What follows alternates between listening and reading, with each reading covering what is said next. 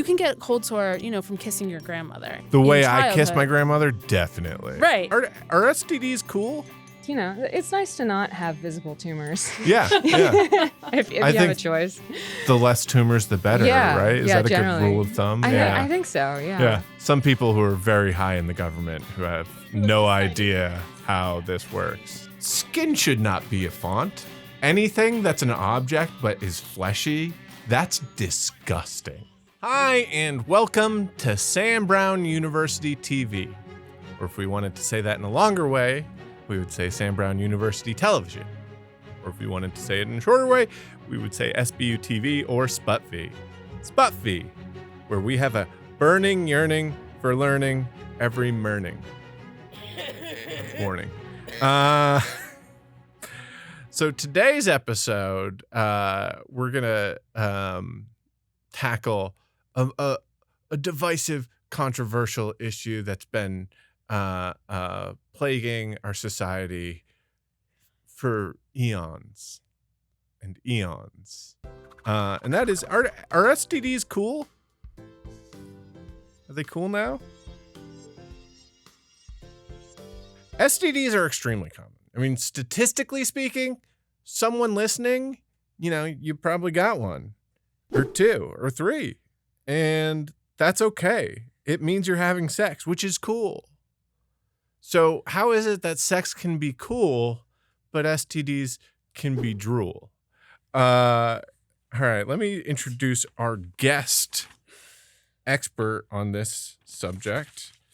Our guest lecturer today is an associate professor and department chair in women's and gender study at Loyola Marymount.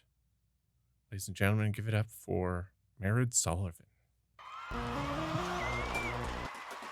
Hello, Mairead. Hi, Sam. Thanks for having me. I'm so excited to have you here.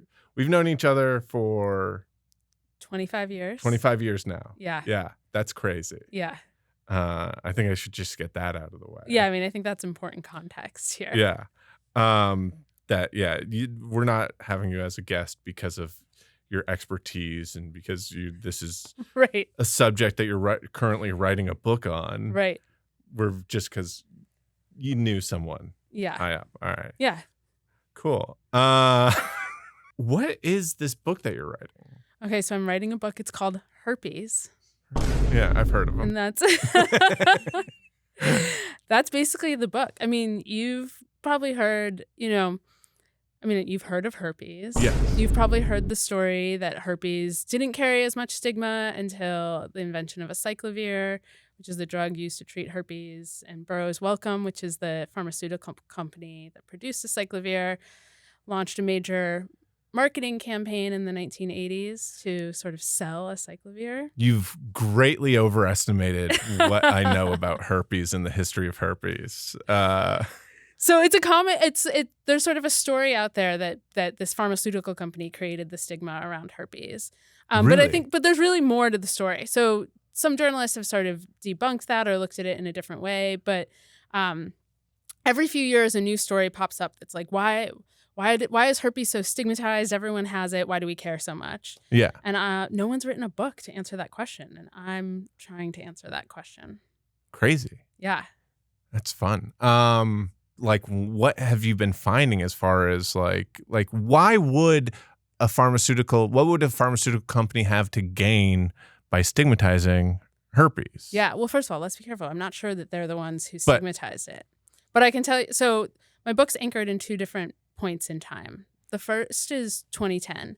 So in 2010, the CDC, the Centers for Disease Control, soon to be heard of it, entirely decimated, came out in their weekly morbidity and mortality weekly report, MMWR, and said, they'd been tracking data on herpes infections through this survey called NHANES, the National Health and Nutrition Examination Survey.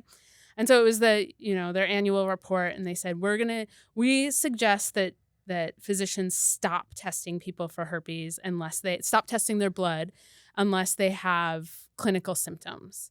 But they say with the exception of Black women, which is just fucking crazy. Yeah. And so the Black media, the Root specifically, sort of jumped out and were like, what is this all about? And this is an interesting moment to me because it's this point in time in public health where there's this real drive to be thinking, quote unquote, with intersectionality, which is sort of the buzz term of my field, women's and gender studies. And it has this effect of creating a kind of biological claim about race that a specific race would be more prone to one disease or another, which what we know is that it's not race isn't something that is biologically determinate, but rather racism can create different medical outcomes, right? And so this is like a really interesting moment to me because it also flies in the face of what we were taught growing up in the 80s and 90s in the shadow of AIDS about like know your status, right? That like the best way to be a good, safe, and engaged sexual citizen is to go out every 6 months and every 3 months and get your STD panel and know what STDs you have and don't have. And now here's the CDC saying like stop doing that.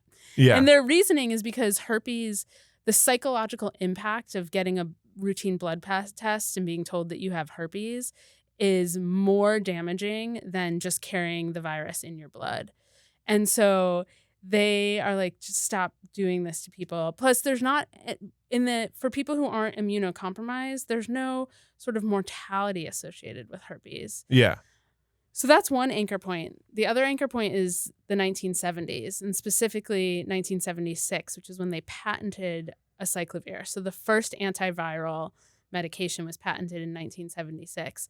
But also at this time, we'd had antibiotics for a couple decades and had effectively, this has been undone in the 50 years since, but effectively eradicated syphilis, gonorrhea, and chlamydia through antibiotics. And so there was no sort of, and the invention of, or the widespread availability of the birth control pill meant that there wasn't a lot of risk in sexual promiscuity. And there wasn't this huge stigma that there had been around venereal disease, is what they called it up until the 70s.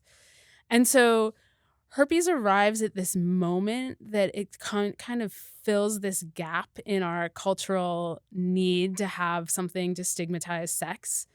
And this drug gets patented that is, I mean, it doesn't hit the market for herpes until 1982, but across the 1970s, you start to see some journalistic reporting on herpes and why it's so bad. In 1982, Time magazine puts it on the cover of Time, calls it the new Scarlet Letter, right? And so unlike syphilis or gonorrhea, which, you know, untreated can have these long-term effects, part of what gets picked up at that moment is this idea that you could be infected with a virus that will never go away, right? Yeah. And then AIDS comes on the scene and sort of amplifies that idea that STDs are something you catch and they never go away, and then you're sort of damaged and dangerous forever. It's so funny to hear you talk about this where it sounds like almost like music trends or something. Yes. Where it's like all of a sudden, yeah, like Elvis was the thing, and then all of a sudden the Beatles came along, and you know. Well, the second, like the title of my book is Herpes. Right now, the title of the book, which is I'm still in the process. Herpes, very the new early Beatles. Process of writing it. Yeah. But it's Herpes, a cultural biography, and because that's the kind of work I do is look at like what are the other cultural things that are happening that impact why Elvis becomes cool at this particular moment, or why herpes becomes uncool. No, that is super fascinating. And I mean, it's so funny because like even just like doing this show and like trying to be like, you know, like looking at like, oh, this is what you have going on. And I was like, oh, that's fascinating. There's part of me that was like, what should we do for this? And you know, pretty much all across the board, like whenever I have that impulse of like, oh, we should do this. Oh no, that's a horrible idea. I kind of go double down and go like, let's lean into that horrible idea. Yeah. And so like idea? The horrible idea is like, are STDs cool? Yeah. And that like, oh yeah, to make that funny and that seems like so hard. But like I'm like, no, like let's double down on this idea. And like, why is it that I'm like have been programmed through the 80s and 90s and, you know, to be like not even willing to talk about it. Yeah. You know, Yeah. like what is that about me that it's just like, oh, that's the most not fun thing to navigate. Right. And meanwhile, I mean, coming out of COVID, we all have a better sense of how viruses work, right? Yeah. So, like, we understand now how you could test positive for COVID and not have the symptoms. I mean, some of us do Sure, in fair society. point. Yeah, Yeah.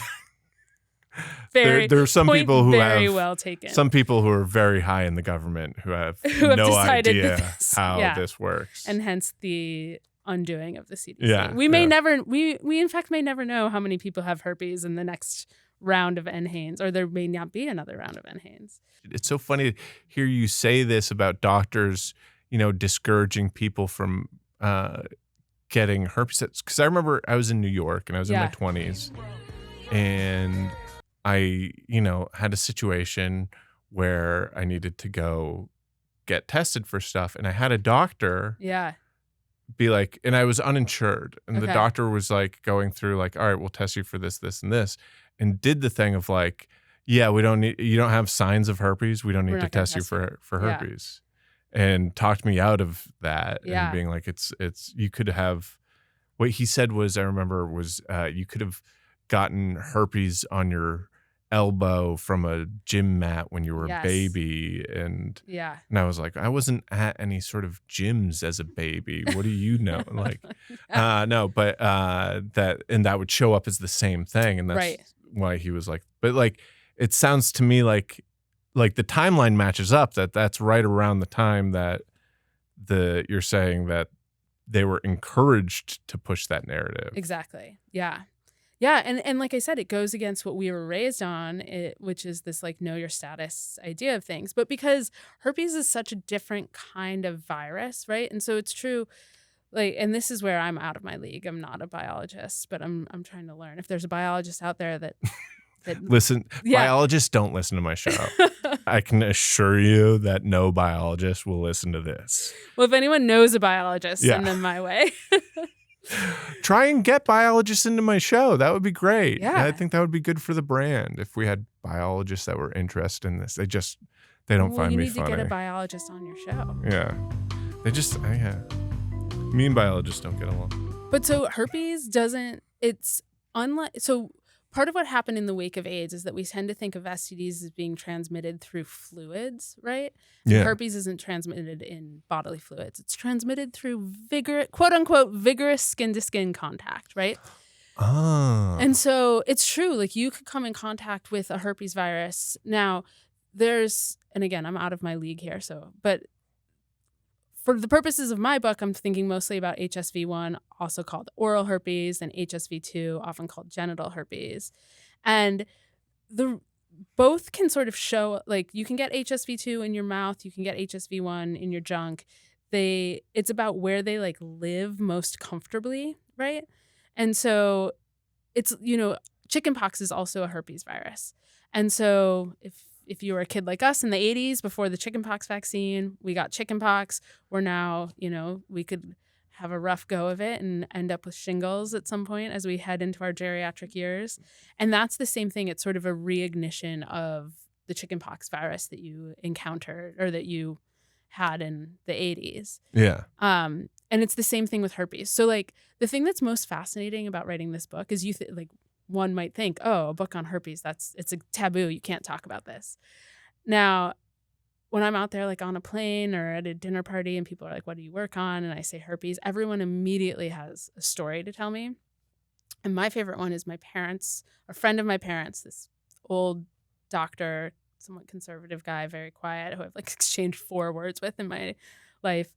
I was chatting with him and I was like, oh, I'm writing a book on herpes. And he was like, I so frequently have older couples who have been together for 30 or 40 years, where one of them has an outbreak and it's impossible to convince them that you probably contracted this virus 50 years ago and just something's happening in your immune system right now that you're having an outbreak. It's not that your husband or wife or whoever is cheating on you. Damage is done. Yeah. Yeah. but that gets back to it. Like the damage of herpes is more psychological than it is medical or, disease state, except for people who are immunocompromised. I remember I had a thing where when I was in my 20s where I had a really bad canker sore. Yeah. And I went to the drugstore and I was like, I need some canker sore medication. And the only thing I could find was cold sore medication. Yeah. And I was like, oh, I guess it's the same. I guess I have herpes. I guess this is a herpes outbreak. This is herpes. And then I've like found it's in the toothpaste aisle. It's a completely different aisle. Yeah. And there was like this definite like moment of me being like, oh, Yeah. this is how I find out. This is, Yeah. and it was just, I just didn't know. And it's because both things have sore in the title. Yeah. Yeah. But also, I mean, another thing that's happening in the 70s, well, I don't know. This is my hypothesis. I don't have actually any evidence for this. But so like most people contract HSV1. Something like 60% of the population has HSV1, which is oral herpes. Yeah. And if you have HSV1, you're less likely to get HSV2, which only like 15% of the population has. That's genital herpes? And that's genital herpes. And again, I'm a little out of my league if I'm remembering what I've read correctly. But you can get cold sore, from kissing your grandmother. In fact, many people, like most people, get cold sores. The way I kiss my grandmother, definitely. Right. I get in there. No. And so, but then with the rise, with more people having oral sex and people shaving their pubic hair more people are having oral sex. Well, I mean, I think this is my hypothesis about the 70s. Yeah. I don't know. I'm telling you, I have no evidence. Okay. But you start to see HSV1 as genital herpes. So people come in with genital herpes sores and they get swabbed and tested, and it's HSV1. Oh. Yeah. Which is actually what you want to have happen. If you don't have herpes, go out there and have oral sex with someone with a cold. Again, I'm not a medical doctor. Don't take any advice from me. Wait, go. But from my understanding, because if you get HSV1, couldn't you just get it in your mouth though too? No, but then it's going to come back all the time. It doesn't like to be down south, and so weird. You get it down there, you're not likely to have a lot of outbreaks. Again, she's not a medical doctor. Yeah. Again. All right. Well, let's bring on our second guest. She is a very funny comedian who has a very unique, or not very unique, but like a kind of different experience with herpes. Ladies and gentlemen, a very funny comedian. I've done plays with her around LA. Give it up for Elizabeth Hayhurst. Hey, Elizabeth. How's it going? Thank you so much for coming on. Yeah, sure.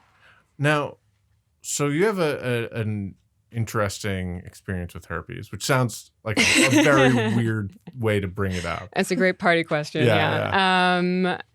You had a strange encounter with a bunch of herpes. Yeah. So I had advanced melanoma as a child, third stage, and then it came back a few years ago as fourth stage.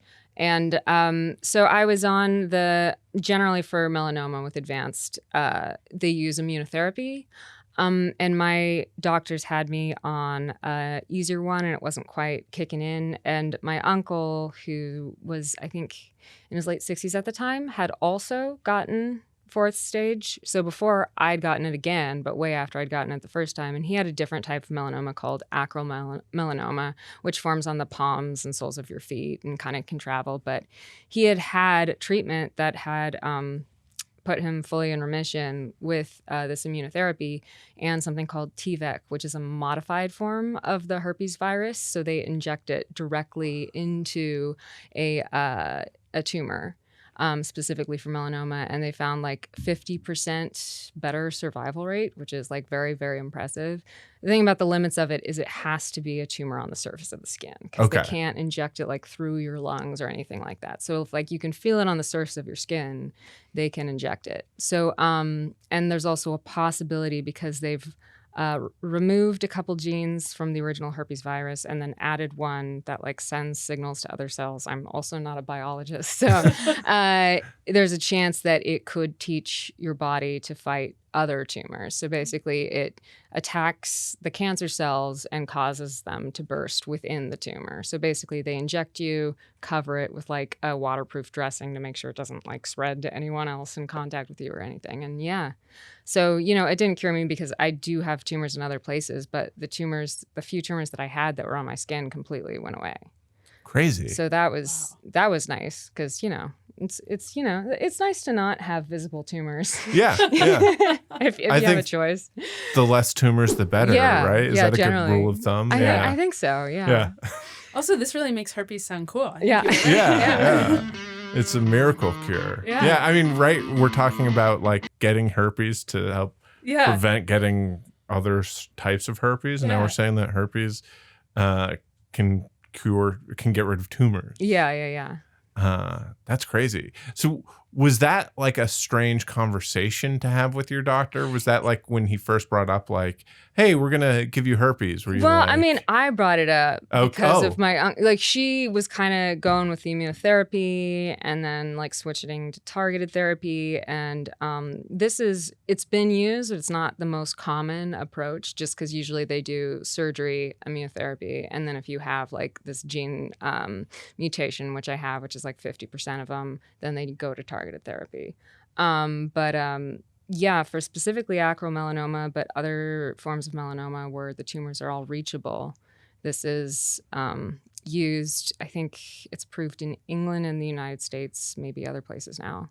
Yeah, I mean, for me, it worked well where it was injected, so yeah. Do you get reactions from people when you're like, oh, this herpes thing worked really well? Are people like, do you get the same joke every time?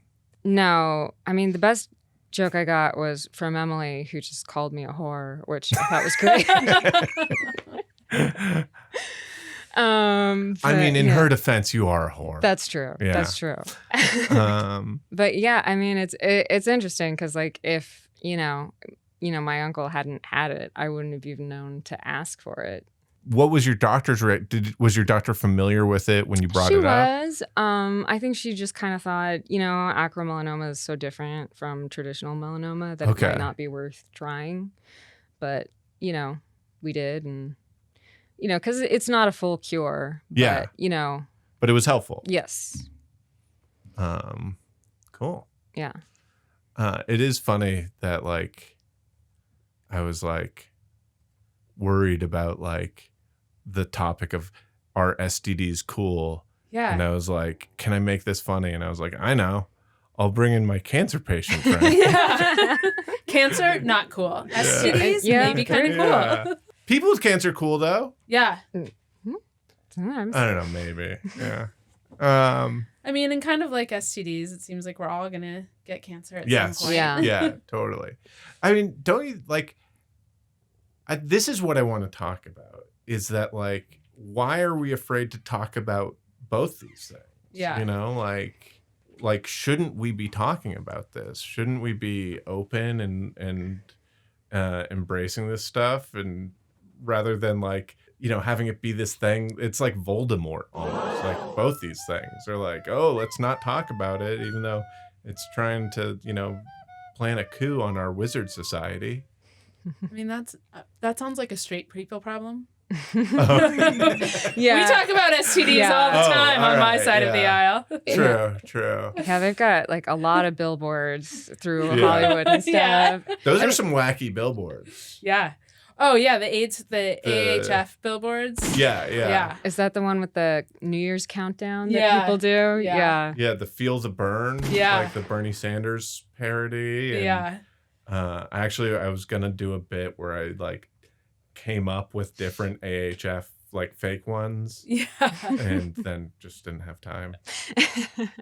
I had some good ones up here too. That's gonna be come up with some for herpes. Yeah.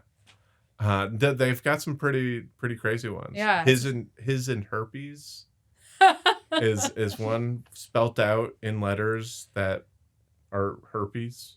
Wait, did you just make that up? No, that's a real one? That's an AHF billboard. Whoa, I need to find his and that. herpes Yeah. in like this bubble letter that like Yeah. looks like skin that has herpes. Okay. Oh, wow. Yeah. Okay. I didn't get Yeah. that. I haven't seen It's that. spelled out in herpes. It's Yeah. wild. Yeah. Why is straight society not comfortable with it? Why is... Yeah. I mean, is it the thing that like because of AIDS, like queer society is much more like we need to do this? Yes. In fact, going back to the like our STD school, one of the things that I look at in my book is when did lesbians start using like gloves and dental dams? Because in reality, gloves and dental dams, they don't protect against herpes. It's not clear that they even protect against AIDS. They're not necessarily protecting against fluid exchange, etc. But starting in the late 80s and early 90s, talking about using gloves and dental dams was like a really important part of lesbian sex cultures.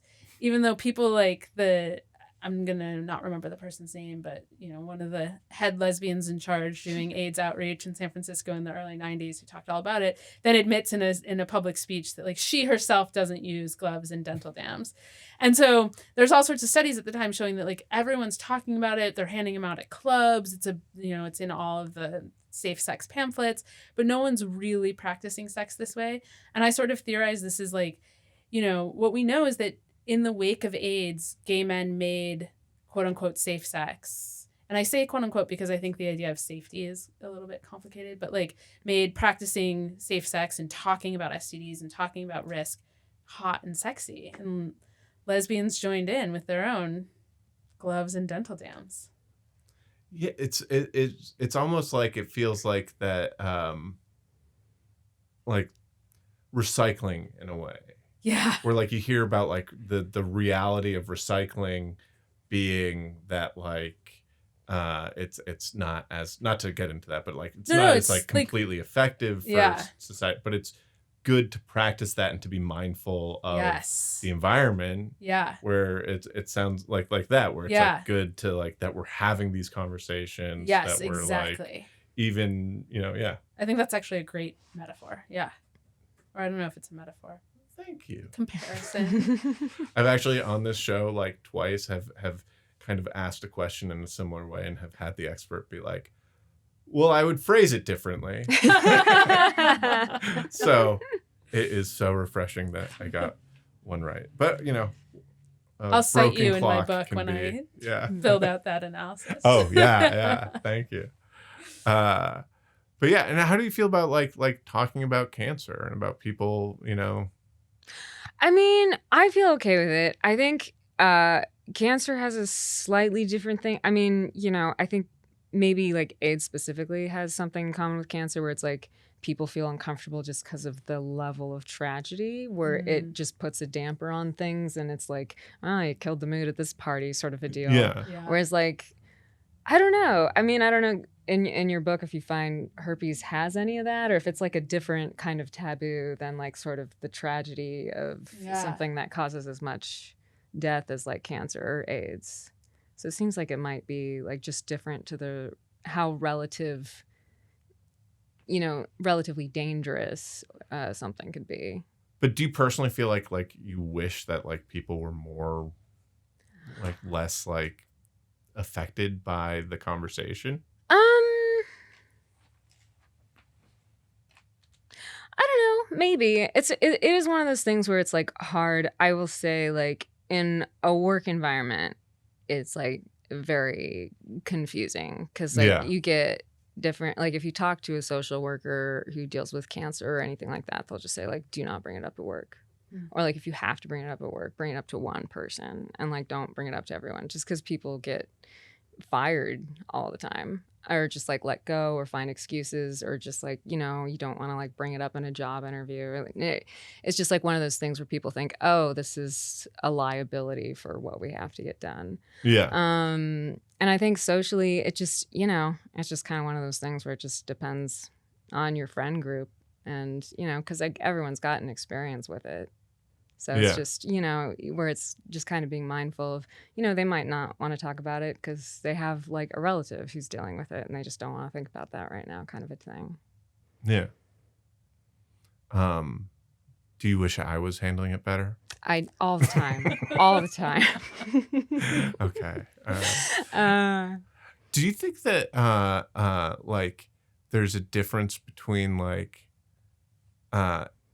this is a weird question. Do you think there's a difference between AIDS, the virus, and like the thing, and like AIDS culturally? Oh yeah, absolutely. Like that was a big sea change and just enormous. Yeah. Yeah, absolutely. Yeah. I mean, you would not, like, we all grew up, if you grew up in the 80s and 90s, and I think even today, because we're living in the sort of prep era, young people today, and I hate when I hear myself saying that, like, the kids don't know what it was like in the 90s when, like, you were, like, the message was basically, if you have sex, you will die. Yes. It's really funny, though, to hear you say that, like, that herpes for a while was like, we needed that as a society. We needed something. We needed a boogeyman. And that there was a period where herpes was that boogeyman. Yep. Like, what is that about society that needs that? Yeah. I mean, that's an even bigger question. If I had the answer to, we wouldn't be living in that society. Yeah. Yeah, it's AIDS. Like the crazy thing that I've heard about AIDS is that I forget who it was that said this. Maybe I shouldn't bring this up because I can't like properly quote it.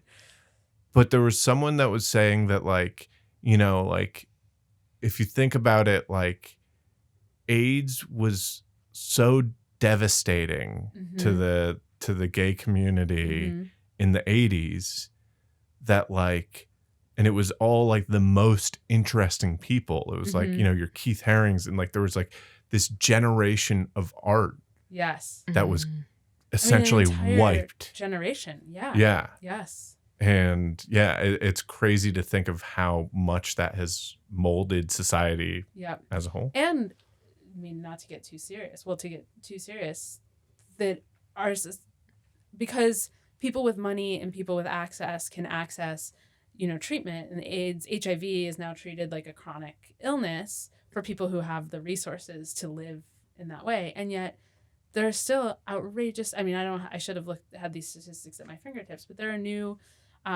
diagnoses all the time. And speaking of people in the federal government, they've just obliterated the HIV division at the CDC. It's done. It's gone. So now it's an issue of class. It's something where it's like, where you are in society is affects whether or not sex is a dangerous activity. Right. And that was part of what the seismic change that AIDS brought about was, as well, is that it was impacting white gay men who hadn't, you know, or it was impacting communities that hadn't been impacted in these ways before. And now it's back to impacting communities that are already marginalized in all sorts of other ways. I feel bad because I've been just like having the conversation and just like I haven't been following on my questions, and I just looked down and one of my questions is, if you were at the doctor's and the doctor gives you doctor goes, you have HIV, is it appropriate to respond with, what is this, the 80s? I mean, it's about to be the 80s all over again. Yeah. That's fun. Yeah. I mean, and it's about to be the 80s. It's about to be the 1800s. Like, we're not even talking about measles. This is like, we are like, let me say that above all, public health is one of the like greatest successes of the last 200 years, and it is being decimated before our eyes. It says here, the CDC estimates that 1 in 5 Americans has an STD. There's 5 people in this room right now. Well, I think we've already determined that Elizabeth has herpes but it was used to eradicate tumors. Yeah. Oh, thank God. More than 1 million curable sexually transmitted infections, STIs, are acquired every day worldwide in people 15 to 49, the majority of which are asymptomatic. And the source is the band The Who. Is that right? Yeah. Okay. 8 pathogens are linked to the greatest incidence of STIs. 4 currently curable: syphilis, gonorrhea, chlamydia, and You should have done this as a quiz. okay, yeah. Okay, there's What's 8 the fourth one? pathogens. 4 of them are curable. Well, Yeah, the 4 curable syphilis, ones. gonorrhea, chlamydia. What's the other one? Bacterial vaginosis? Close. I don't know. Trichomoniasis. Oh, yeah. That one. Did I say it Trick. right? They call it trick. Trick? Yeah. That's a good nickname. Okay, the other 4 would be HPV, HSV. So HPV, HIV, Mm-hmm. HSV, that's herpes, and CMV, cytomegalovirus. But you said HPV, HIV, HSV, Yeah. Hep B. Oh, sure. Yeah. Bum, bum, bum. Boom. All right. I want to play a quick game. All right. It's not really a game as much as it's an activity. It's like a quiz. Well, we crushed that last quiz. Yeah. I all right. feel like I helped. So we gotta rename some STDs to make them sound sexier. Cool. Okay. All right. Herpes. And now, like, the nicknames of herpes are like fever, blisters, cold sores. Right. The gift that keeps on giving. So what's some What I how do think we we already top named that? it. His and herpes. His and herpes? Yeah. Oh yeah. Herpes for women. We'll just call it His the herpes. peas Yeah, yeah. for men. Yeah. Yeah. Okay. All right. Gonorrhea, or it's also called the clap. Yeah. You The know, drip. do you know the scene in A League of Their Own at the end where Tom Hanks signs the ball for the little kids, and he signs the ball and they read the ball and it says, "Avoid the clap, Jimmy Dugan." For my entire life, I thought that was like a poetic metaphor for not getting caught up in fame, you know? Because he's like a drunk because he got too famous. Only very recently was I like, oh, the clap. The clap. Yeah. Yeah. And doesn't it like make you like it like burns when you pee or something like that? Yeah, that sounds right. I've never And had a then bout of famously, gonorrhea. Jimmy Yeah. Dugan Oh, yeah. pees has like yeah. a pee thing. Yeah. I wonder if that's He doesn't connected. seem in pain though, but Yeah, he seems to be enjoying it. yeah. You know, some But people maybe enjoy it's like pain. he's like, yeah. or he's been Yeah. taking medication, Yeah. and he's like, oh, Finally. this one relief. Yeah. You know, it's like that should be a commercial for like for what like a for whatever Skyrizi ad antibiotic for- you use. Yeah. for the all right. You know, actually, there was a period when Whitest Kids You Know, like when we were like pitching around names before we got to Whitest Kids You Know, and we're like, that's the best name ever. Yeah. My front runner was The Clap. So I thought to be in a comedy group called The Clap was a good name. Because it's positive. It's like, oh, you're Yeah. talking about clapping. Fame, The Clap. Exactly. But That's it's what I'm also saying. has that dark. Avoid the clap. Yeah. Jimmy Dugan. But then people were like, I don't want to be in a group where people think we have STDs. See? I'd rather be in one where people think we're racist. Okay. Wow. So what's a better name for gonorrhea? The Dugan. Yeah, the Dugan. The Dugan. Yeah. Just another bout of the old Dugan. HPV. It's the cervical cancer giver. They The snip. No, that's what they call a vasectomy. Yeah. her problem. Yeah. Not my yeah. Who has STDs worse, men or women? Definitely women. Always women. Everything is fucking worse for women. Oh yeah, right. Yeah, right. Give me a break. Sure. I mean, but like gay men though. Sure. Yeah. Yeah. Don't like It's when the HPV vaccine started being recommended, and now, although I'm sure now they're taking it back away, but it used to be you had to be under 25 to get the 2 shots. And it also used to be like pediatricians would push it towards women, and if you were a guy and wanted it, you kind of had to bug them about it. No, Like- originally it wasn't even approved to be used for boys and men. Yeah. And then there were some physicians who were going sort of off the books and giving it to gay men. This was 20 years ago.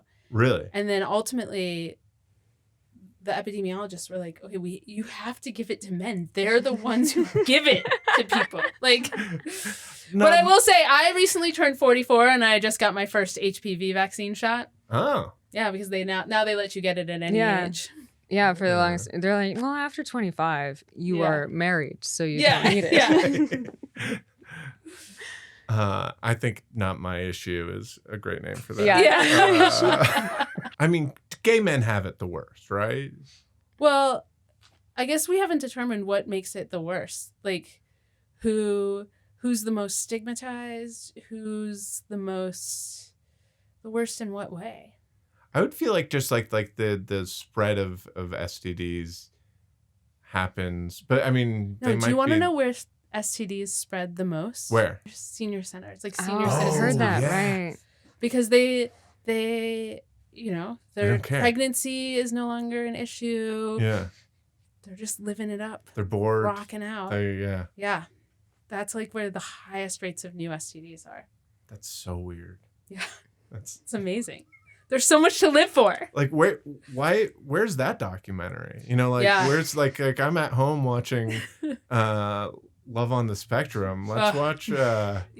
Love Love in at the Senior At Center. the center, yeah. There was a show, it wasn't exactly about STDs, but called Man on the Inside. Golden Bachelor. No. Yeah. What was Man on the Inside? It was I haven't watched it all. I'm gonna do a bad job, but basically the premise is he's working for a private detective who's trying to figure out who's stealing jewelry at the senior center, or the senior living facility. Is this like Harrison Ford or someone? No, Or it's the other guy from that other show, the one where it's like they're in heaven. Oh, Ted Danson. Yes, Ted Mhm. Danson. Ted Danson. Oh, yeah. Yes. Yeah. The TV. Man on the Harrison Inside is Ford. great. Highly recommend. If it's yeah. not been renewed, whoever's listening should renew it. Okay. Yeah. I definitely have a lot of development people. Yeah. Higher ups at the studios are like, We let could get me a check out this biologist. podcast. Yeah. Yeah. Like you overestimate my intelligence, you overestimate my audience. Sam Brown, as far as I'm Reach. concerned, you're the most famous person I know. So you're very famous in my world. Very cool. Very cool. Is it okay to mention that we hooked up once? Yeah, I think so. I mean, speaking of what it was like to be a sexual person in the 90s and 2000s. Yeah, that was like 2001. I That's think. right. Yeah. Yeah. A great Very and cool. lovely night. One of my Yeah, favorites. Yeah. I'm in a pretty like queer relationship right now too, Go by on. the way. Yeah. My partner Emily is a queer person and is like very much like constantly telling me like this is a queer relationship. Yeah, Just so you know. Okay, so let me go back and apologize that your questions about why aren't people talking about STDs, maybe it's not just the straights. I mean, it is funny because it is like one of those things where I've been like, no, this is a straight relationship. And she's like, no, you're in a relationship with a queer woman. Yeah. This is a queer relationship. And I'm like, oh, okay. And yeah. Yeah. Well, Sam Brown, you're one of the best. So You are also one of the best. Well, thank you. Let's give HIV a nickname. yeah. Hivs and Hervs.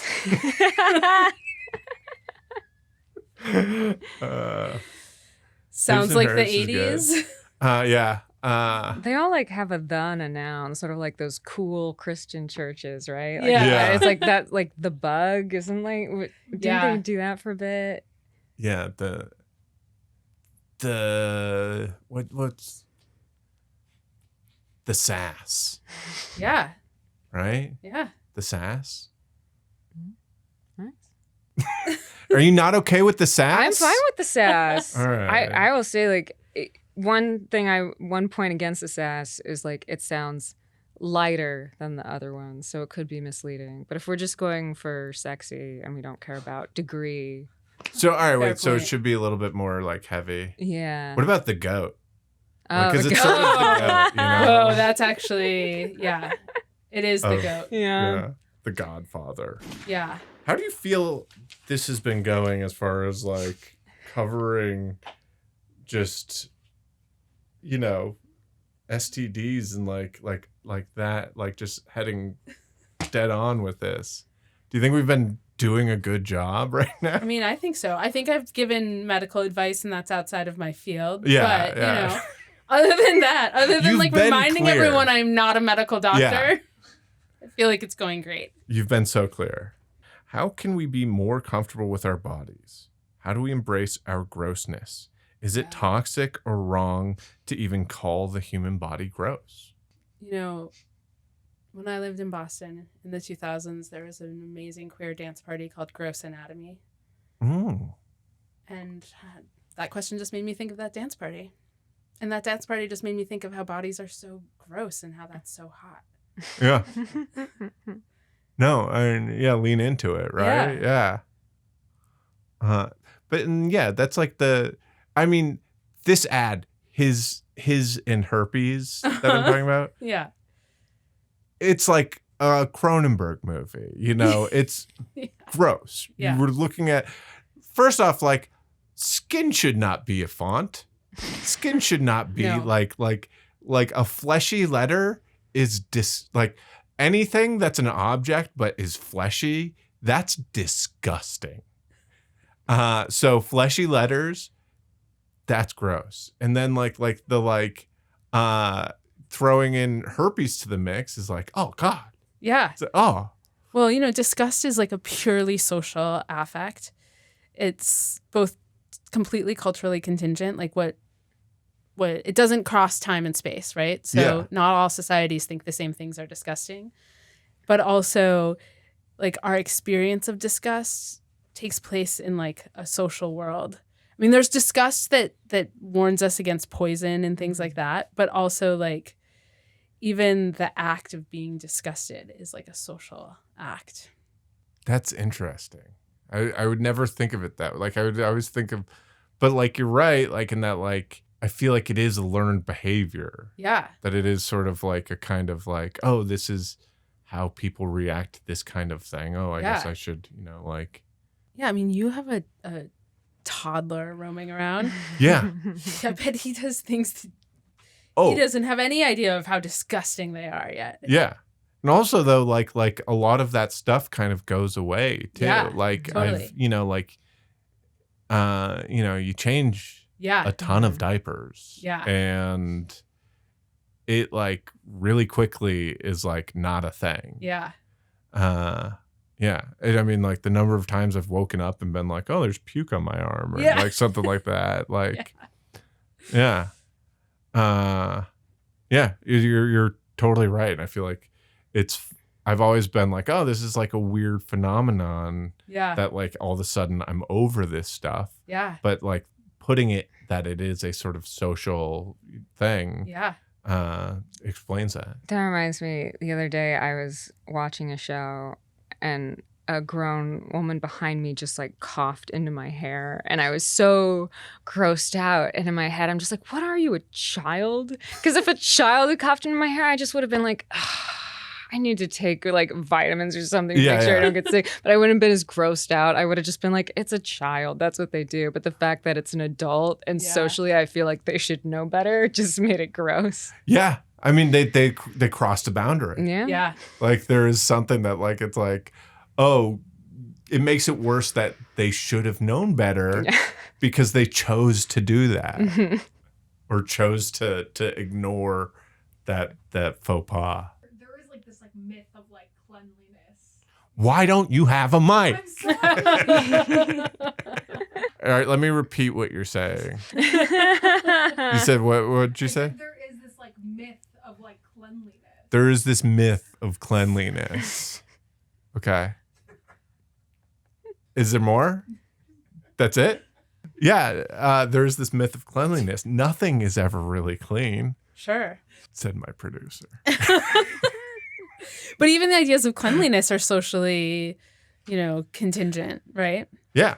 And like probably even how we all think of cleanliness. I mean, in a certain way, as I watch us all, hand sanitize ourselves so frequently post-COVID, which is good to eradicate the immediate bugs we might get, but might be really bad for like our long-term For health. Yeah. Yeah. I mean, it is funny that like just go to like anyone's house and Yeah. you learn Yeah, that, and you like, learn that they have, like, ideas- completely different Yeah. standards of Or, like- cleanliness or car. Yeah. too. Or live with someone. Yeah. That's freaking impossible. Yeah. Yeah. This is kind of a tangent, but when friends of mine, when you find out, like we're at that age where you find out like, oh, so-and-so and so-and-so is getting a divorce. Yeah. And like, and sometimes there's like kids in the mix and stuff like that. And everyone's like, oh my God. Yeah. And I'm at this point where I'm like, no, like it makes total sense. Like you're in any relationship, like living with a person is Yeah. just like an uphill battle. It is just like chances are this won't work out. Yeah. But you work on it and like Mhm. you put effort into it and you meld your lives together with someone, and if all things go right, Yeah. you make it through it. And But- 95% of that is deciding what you can and can't tolerate in terms of cleanliness. Yeah, totally. And both in terms of like your partner's cleanliness or your whoever, and also like what you're willing to do or not do to maintain their sense of cleanliness. Totally. Yeah. That's mostly what couples therapy is. It's like just like deciding like cleanliness. it's like a referee in Yeah. deciding which cleanliness is right. whose Yeah. tolerance for dishes out, Yeah. dirty dishes out Yeah. is allowable. Which is funny though, because then it also makes like it like a socioeconomic thing to Totally. be in like a healthy relationship. Yeah. Because like if you've got money, you've got a dishwasher, Yeah. you've got a maid, Yeah. you've got not a maid but a housekeeper. Yeah. I mean, I'll say Same that thing. there was not a dishwasher in my relationship until a year ago, and it's been the best year of our relationship. I bet. I rent, and I'm like, I should just pay to have one installed into this place that I don't own. Yeah. Just because it would change our lives so greatly. Yeah. Yeah. Yeah. Add something to the conversation. I'll see what I can do. Well, I was. I'm such a good host that I can like.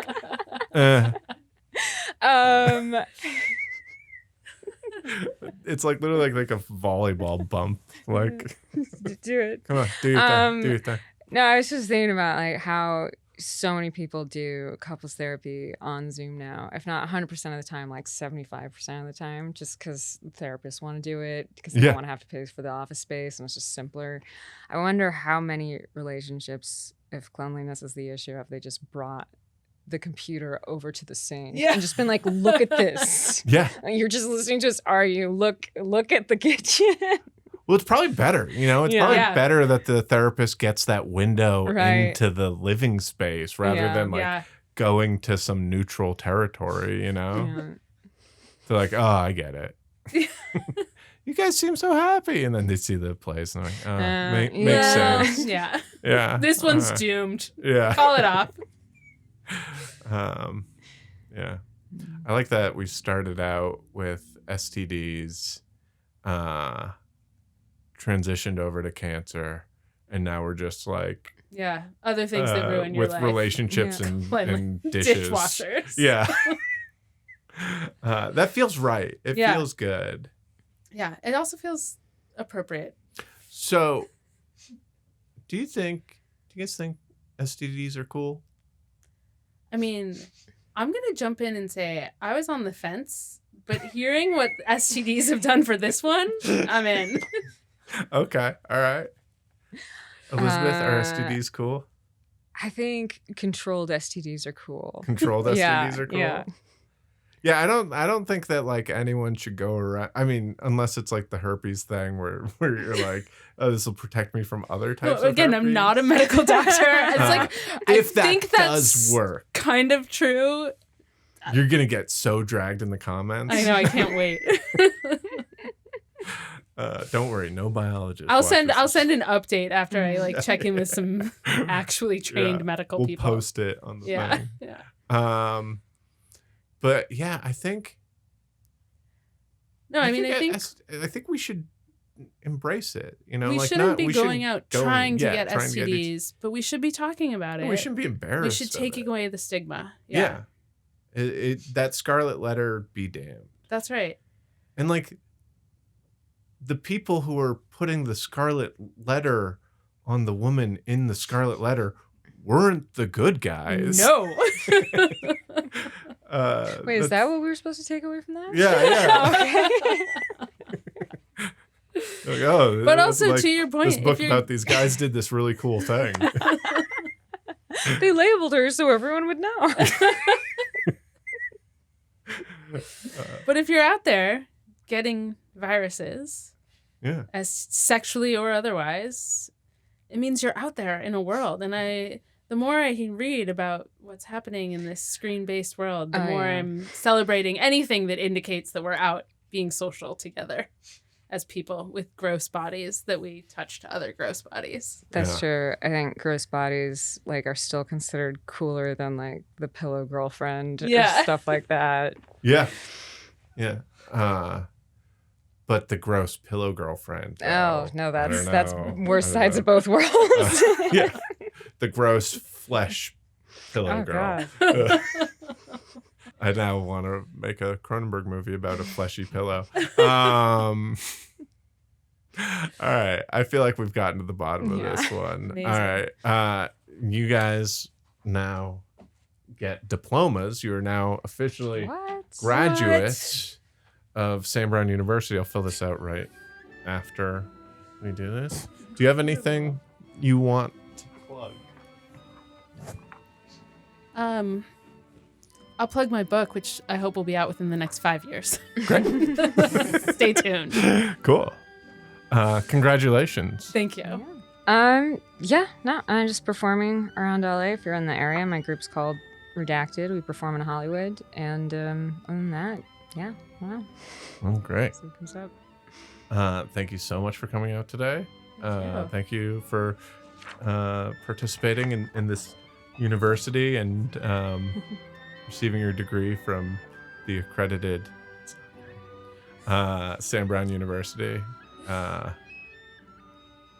Sam Brown University. Oh, thank you to my producers.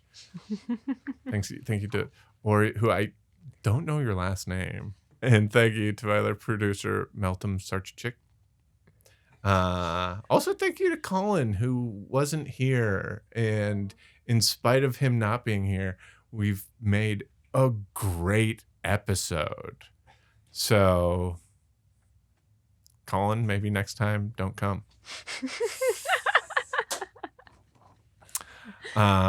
Just wanted to get that off my chest. All right. Thank you so much for listening to Sam Brown University TV. Class dismissed. Thank you for listening to this episode of Sam Brown University TV here on the campus of Sam Brown University. This has been great so far, and I want to give a big thank you to our producers, Meltem Saricicek and Colin Goheen, and our editor, Andrew Michel. Also, big shout out to Jonah Ray for the theme song, SAM Bro WN. And if you have money for tickets to prom, you can buy them in the quad at lunchtime. Thank you.